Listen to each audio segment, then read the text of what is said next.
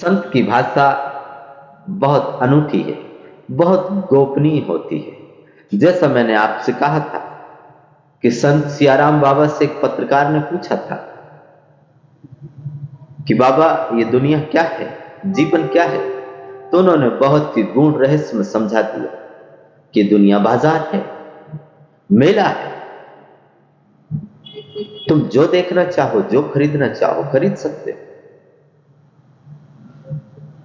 कि अगर 10,000 लोगों में अगर एक मनुष्य उस भगवत्ता को प्राप्त करता है तो फिर 9,999 लोगों का क्या होगा?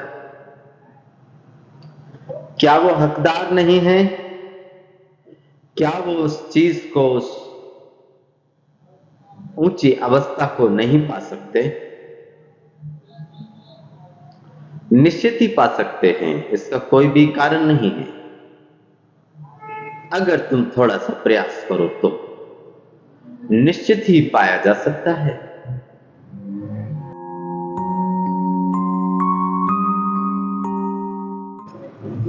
संपूर्ण ब्रह्मांड को साक्षी मानकर उस परमपिता परमात्मा को प्रणाम करते हैं। परमात्मा हमारे प्रणाम स्वीकार करे।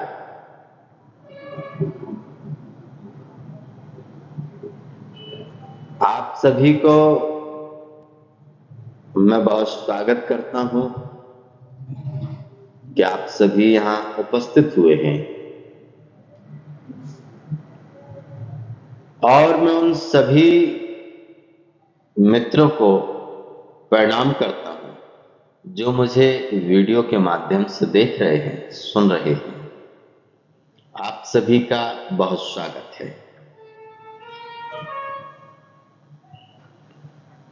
कि आप सभी इतने प्रेम से, इतनी श्रद्धा से आप जो सुन रहे हैं, जो देख रहे हैं, तो देखकर किसी भी चीज को बहुत ज्यादा नहीं समझा जा सकता। जो समझेंगे वो हम अपनी बुद्धि से समझते हैं, लेकिन उस जगह पे जो घटता है वो सिर्फ वहीं बैठने वाले लोग ही महसूस कर सकते हैं।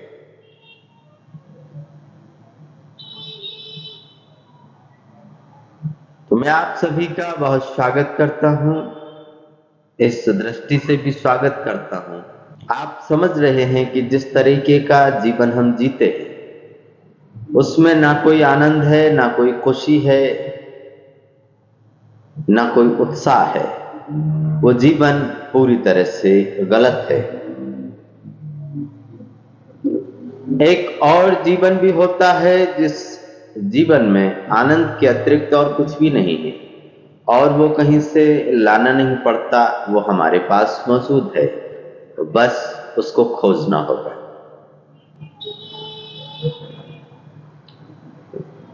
वह से दिव्यात्माएं हैं, वो खोज लेती हैं और अपने उस आनंद में डूब जाते हैं। लेकिन क्या इसका कारण ये है कि पूरी मनुष्य जाति बिना आनंद के ही पूरे जीवन को गुजार देगी? तो ये तो बड़ा अहित होगा कि अगर 10,000 लोगों में अगर एक मनुष्य उस भगवत्ता को प्राप्त करता है तो फिर 9,999 लोगों का क्या होगा? क्या वो हकदार नहीं है? क्या वो उस चीज को, उस ऊंची अवस्था को नहीं पा सकते? निश्चित ही पा सकते हैं, इसका कोई भी कारण नहीं है। अगर तुम थोड़ा सा प्रयास करो तो निश्चित ही पाया जा सकता है।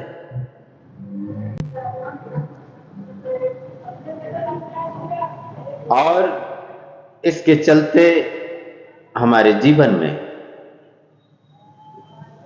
कैसी कैसी चीजों से हम लिप्त हो गए हैं और हमें वो जीवन दिखाई नहीं दे रहा है। किसकी कमी है इसमें? निश्चित ही हमारी कमी है कि हम उस जीवन को नहीं देख पा रहे। बहुत खूब लिखा है, ये जमीन, ये आसमान, ये खुशी, ये मुस्कान, रोटी, कपड़ा और मकान सबके हिस्से में नहीं आता। ये एतबार, ये प्यार, ये आंसू, ये इंतजार, सुकून भरा एक एतबार सबके हिस्से में नहीं आता। ये मंजिल, ये रास्ता, ये सफर, ये रात, ये शाम, ये शहर, हाथ पकड़ के चले वो हम सफर सबके हिस्से में नहीं आता। बेशक ये किसी कहानी, किसी किस्से में नहीं आता कि जिंदगी मिलती है, मगर जीना सबके हिस्से में नहीं आता। नितिन कुमार, क्या खूब लिखा है। ये जमीन, ये आसमान, ये खुशी, ये मुस्कान सबके हिस्से में नहीं आता है। जिंदगी मिल जाती है मगर जीना नहीं आता है। बहुत विरले ही लोग हैं जिन्हें जीना आ गया है। अगर मैं आपसे पूछूं कि जीवन क्या है, तो तुम ठीक ठीक उत्तर नहीं दे सकते। तुम कहोगे जीवित हैं, हम अपना काम करते हैं, फला फला नाम है, ये है। तुम जीवन को नहीं बता सकते कि जीवन क्या है। जीना बहुत विरले ही लोगों को आया है इस जमीन पर, इस धरती पर, जो बहुत अनूठे हैं। ऐसे ही अभी बस 2 दिन पहले ही आप बहुत सुन रहे होंगे, बहुत देख रहे होंगे, ब्रह्म ऋषि संत शिरोमणि सियाराम महाराज, संत शिरोमणि सियाराम बाबा, उनके संबंध में अनेक कहानियां हैं। आप भली भांति परिचित होंगे। एक दिन एक पत्रकार ने उनसे पूछा था कि बाबा, ये जीवन क्या है, ये जिंदगी क्या है? ये शायद आपको नहीं मालूम होगा। तो संत सियाराम बाबा ने क्या जवाब दिया, क्या अनमोल वचन कहे हैं। वो 4 शब्द पूरे शास्त्र का निचोड़ रखते हैं। हजारों किताबें और वो उस संत की 4 बातें, 4 शब्द भारी। कभी कभी उतरना होता है ऐसी महान आत्माओं का इस धरती पर। संत सियाराम बाबा ने उस पत्रकार को कहा कि बेटा, ये दुनिया एक बाजार है, तुम जो चाहो वो खरीद लो, तुम जो चाहो वो ले सकते हो।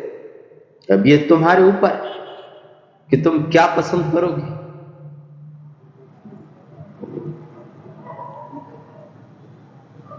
तुम पाप पसंद करोगे या पुण्य पसंद करोगे। तुम सत्य खरीदोगे या झूठ को बेचोगे। तुम क्या करोगे वो तुम्हारे ऊपर है। बड़े अनमोल वचन कहे। ये दुनिया पूरा बाजार है, तुम जो यहां देखना चाहो वो दिखेगा, तुम जो लेना चाहो, जो खरीदना चाहो वो मिलेगा। ऐसे बिरले संत कभी कभी लाखों वर्षों में यहां उनका उतरना होता है और पूरी धरती उनके खुशबू से महक उठती है। कईयों के बुझे दिए जलने लगते हैं। उनके संबंध में एक और बड़ी दिलचस्प कहानी है। कहा जाता है कि वो बिना दिया सलाई के दीपक प्रज्वलित कर देते थे, दीपक को जला देते थे बिना दिया सलाई के। अब आप उसको चमत्कार कहेंगे, दिव्य शक्तियां कहेंगे, या बहुत सारे नाम देंगे, और बहुत से लोग हैं जो इसको अनदेखा भी कर देंगे। अपना अपना विचार है, आप समझ सकते हैं। भगवान श्री कृष्ण ने भगवत गीता में एक अलग ही श्लोक का अर्जुन के सामने प्रकट किया। सर्वाणींद्रिय कर्माणि प्राण कर्माणि चापरे आत्म संयम योगाग्नो जुभ्यति ज्ञान दीप्ते। हे अर्जुन, जो लोग हवन में, यज्ञ में जिस चीज की आहुति देते हैं, योगी अपने शरीर को, अपनी पूरी कामनाओं को, अपनी पूरी इंद्रियों को ही हवन में, यज्ञ में आहुति दे देते हैं, और उनके अंदर योग की वो आग, वो लपट पैदा होती है कि उससे दीपक तो क्या, पूरे संसार को जलाया जा सकता है। जिसको आपने, अगर समाधि जानते हैं आप, तो आप बेहतर तरीके से समझ सकते हैं। योग में जगह जगह इसका प्रावधान है कि अपने शरीर में इतनी आग पैदा की जा सकती है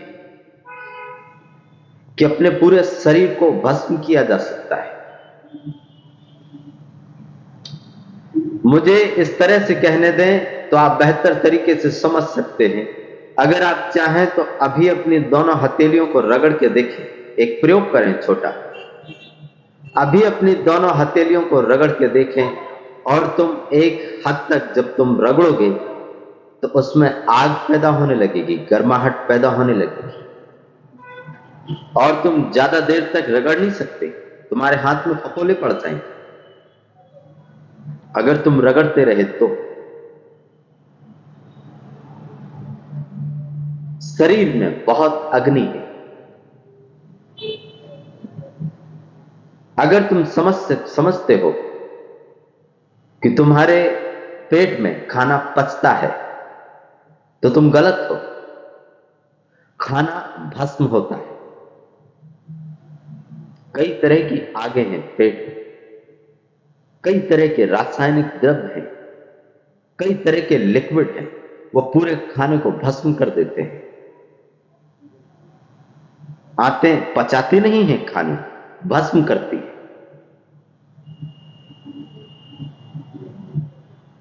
शरीर के अंदर बहुत सी सारी अग्नि मौजूद है और वो योग से पैदा की जा सकती है। उसके ऊपर मैं आपसे एक विशेष चर्चा करूंगा, तो मैं आपको योग की उस अग्नि के बारे में संबंध में बताऊंगा विशेष तरह से। मैं अभी इन बातों को ले रहा हूं कि जिस बात के लिए लोगों को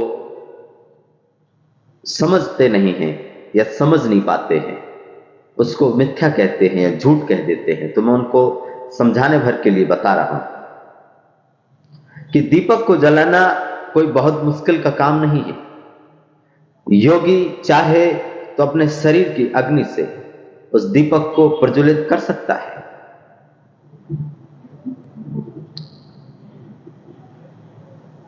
और एक चीज उनके संबंध में एक विशिष्ट महत्व रखती है।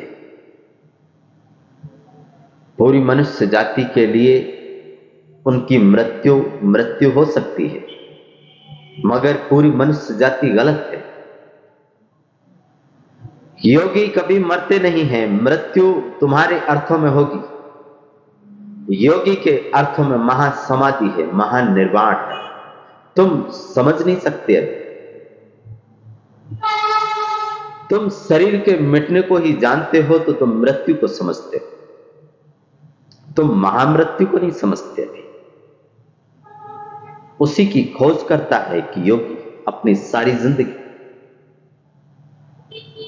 और पूरी मनुष्य जाति उस चीज से बचती रहती है। योगी स्वतः ही उसमें जाने को आतुर है, और पूरी मनुष्य जाति उससे दूर भाग रही है। भाग तो नहीं पाएगी, यह मूर्खता है सबसे बड़ी। मृत्यु से कोई भाग नहीं सकता। आज तक नहीं भाग पाया कोई। कि स्वर्ग के दरवाजे पर एक कबूतर बैठा हुआ था, और स्वर्ग में बड़ा उत्सव मनाया जा रहा था। तो बहुत से देवतागणों को निमंत्रण भेजा गया, बहुत से यमराजों को, बहुत से और भी तरह की आत्माओं को निमंत्रण भेजा गया। देवगण, पितृगण, योगनिया और बहुत सारे यक्षिणियां, भूतनी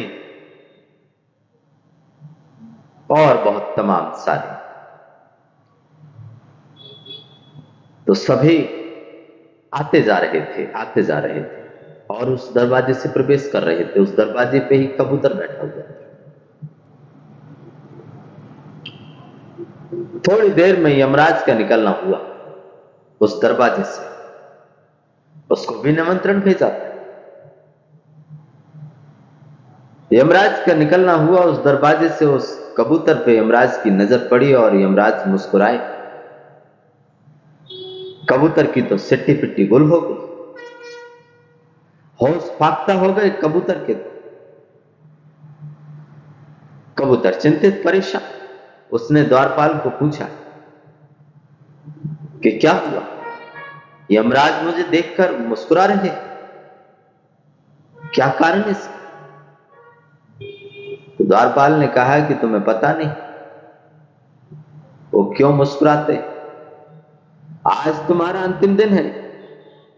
वो कह के गया है कि लौटते ही ले जाऊं। बोले कि अब तो मैं परेशान, अब मैं क्या करूं, कैसे बचेंगे मेरे प्राण? तो पीछे से ही देवताओं के रथ आ रहे।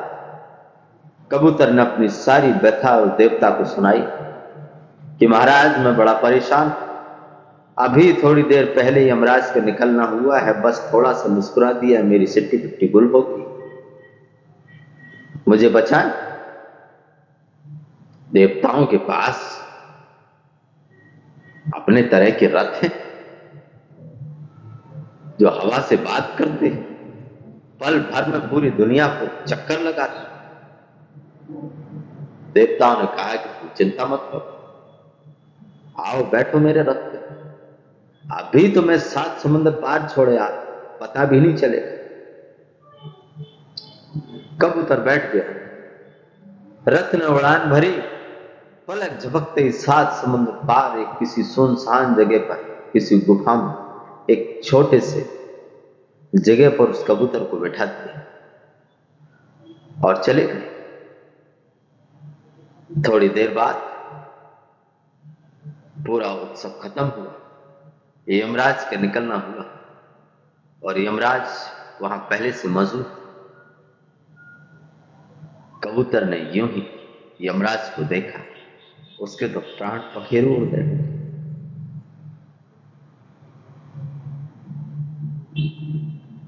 उस यमराज ने कहा, मैं तो तुझे देखकर इसलिए मुस्कुराया था कि तेरी मृत्यु यही लिखी थी 7 समुद्र पार, और तू वहां स्वर्ग के दरवाजे पर बैठा था। मैं तो इसलिए परेशान था कि तू यहां कैसे आए, तू तो पहले से ही मौजूद।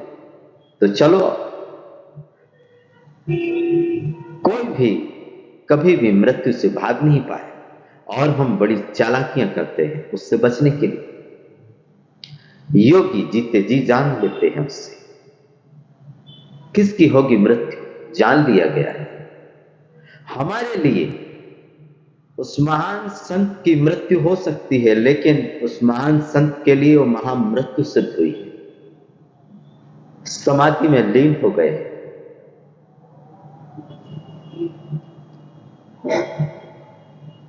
सभी कुछ चीजें बिल्कुल तर गई।